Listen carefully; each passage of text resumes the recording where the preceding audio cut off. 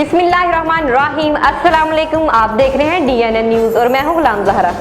अब रुख करते हैं खबरनामे की तरफ। खबर शामिल करते हैं जिला सागर से। हमारे नुमाइंदे अमरान अब्बासी की रिपोर्ट के मुताबिक टंडवादम के नवाही गांव मीर हसन मरी में अचानक आग लग गई। 6 घरों समेत घरों में मौजूदा तमाम सामान जल गया। फायर ब्रिगेडियर और अहले मोहल्ला की मदद से आग पर काबू पाया गया।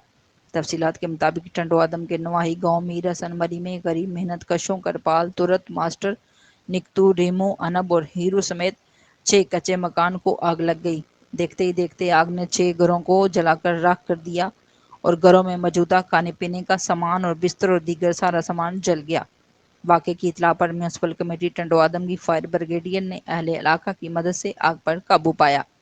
मुतासरीन का कहना है कि आज हमारा मजहबी त्यौहार दिवाली का मौका था और हम सब अपनी खुशियों में मशगूल थे कि अचानक आग लग गई और हमारे घरों को जलाकर राख कर दिया। हम अपने बच्चों समेत बेजार और मददगार खुले आसमान तले बैठे हैं। ज़राए के मुताबिक आग पटाखा जलाने की वजह से लगी।